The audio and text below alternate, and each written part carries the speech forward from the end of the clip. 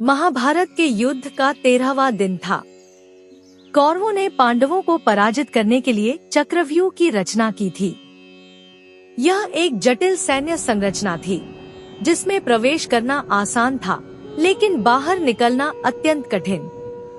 केवल कुछ ही योद्धा इस युद्ध नीति को भलीभांति जानते थे, जिनमें अर्जुन प्रमुख थे। लेकिन उस दिन अर्जुन को दुर्योधन को पकड़ने के लिए दूर भेज दिया गया था और द्रोणाचार्य ने इस अवसर का लाभ उठाकर चक्रव्यूह का निर्माण किया। पांडवों की सेना को इस चक्रव्यूह को भेदने के लिए कोई उपाय नहीं सूझ रहा था।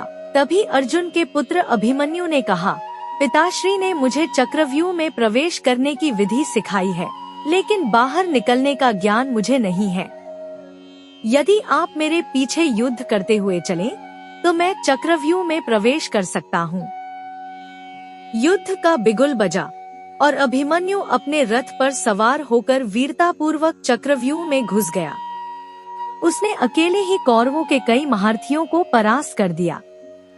परंतु जब पांडव पक्ष के योद्धा उसका पीछा करते हुए चक्रव्यूह में घुसने लगे, तब जयद्रथ ने अपनी दिव्य शक्ति से उन्हें रोक दिया।